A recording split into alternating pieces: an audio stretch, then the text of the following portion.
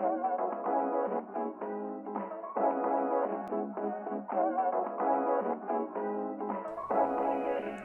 everyone, Aaron here. Welcome back to another anime review review of Big Order. I believe this is episode 7. Honestly, I can care less at this point. If you can't tell, I am starting to have such a great disdain for Big Order. It is incredible how this series was something that I thought was amazing when it first started. It just has roller coaster downhill so fast that imagine like a roller coaster, having a slant. Instead, it's now just going straight down into the dirt. Big Order, episode 7. Well, let's just talk about the pros, I guess. And we learned several things about characters, story-wise. I kid you not, guys. I'm trying to be unbiased. I'm trying to review this in a very unbiased manner, and it's very, very hard. But I can switch it. I can do this. So, we do learn about several things in this episode that are key to the story. First, we learn that Eiji's father actually is the cause of the Great Destruction to a point. He was actually working with the other guy, the guy with the white hair. I always forget his name, honestly. I don't care about what his name is, to be honest. But he was working with the guy with the white hair who's actually the leader of the top 10 people. And they were working on something called the Vicon coil, which would actually take energy apparently from people's wills and make things move on that type of energy. So, in layman's terms, they show a scene where this girl has prosthetic arms using the Vicon. She's actually able to use, because she thinks of moving her arms, she's able to move her arms. And that was actually very interesting. I think that it's an interesting thing if you can actually make your willpower into pure energy. So I give Big Order some points for that. That's actually a really good idea and very clever. Now, we learned that though he was using this and he thought of this in this manner, Eiji's father actually started becoming very perverse in the sense of, wow, I couldn't speak there for a second.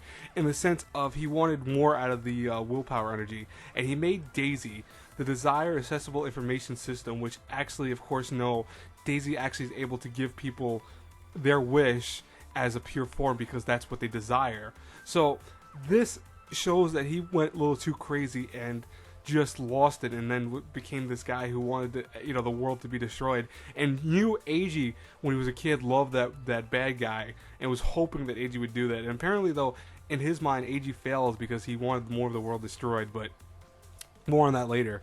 Now, really, not much per se happens that's very interesting. I'll be honest with you, I was very bored after this kind of reveal. I think the very beginning was probably the better parts of this episode, but the rest kind of went downhill. We do have our characters getting attacked via the other group that's going after them, and they come in, burst in, and of course they do steal Senna. And that leads to Eiji to go, you know what, I'm done with you guys. I want to save Senna myself. I don't care about the group of 10. So he undoes the binding on them, and he walks out of them. Now, not much again happens there. Various things, like, this is where I'll be honest with you, this is my biggest issue with this episode. Even more so of what just is going on. It just starts becoming chaotic of just jump cuts, jump scenes, jump cut, jump scene. It's like everywhere in one. This is the problem with having a show that's only 10 episodes. I knew this might happen, but it's happening to the point that it's like almost laughable. There are too many moments that I just don't understand what's going on because they're just going from one person to another. And a lot of times these people have not been used enough in the show to either care about or to figure out, what's their purpose? What is their grand master scheme here? I don't know. Honestly, I don't think many people are going to care too much at this point. I mean, if you look at Mal right now, this show is doing very poorly. We learned that Senna apparently is a lot like Eiji. She's very maniacal in a lot of her thought processes, and even actually convinces one of the enemies to help her and keep her safe, to be her knight, quote unquote. And that's how the episode ends, is that you see that it seems like things are finally going down. No one, to be honest with you, whatever's going down, I don't care at this point. Big Order is the disappointment for me of this whole season.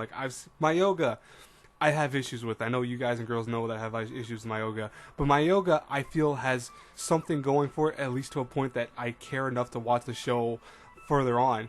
Big Order, I'm watching at this point because it's only 10 episodes. If it was 20 or 22, I'll be honest with you, like I told people, I don't drop anime very often. It has to be really bad for me to drop it. I drop this show. I would drop in a heartbeat. Anyways, guys and girls, I'm not gonna keep you any longer with this review. Trust me, this is enough time just to understand. So again, the best parts of this episode would be the very beginning, that we learn some, stuff that's happening in terms of what was originally meant to be in the terms of the big order system, and that's it. That's really probably the most interesting parts of this episode. Anyways, guys and girls, as always, I hope you enjoyed this really rantish kind of review. I apologize in advance. I don't like doing rant reviews, but sometimes it's unavoidable. You watch a show or watch an episode of something you don't enjoy, and you just can't really find the words to say I liked it, to be honest, right? Anyways, if you enjoyed this though, please like, comment, subscribe, share the video, the whole nine. I will talk to you guys later. Have a great day, everyone. Bye bye.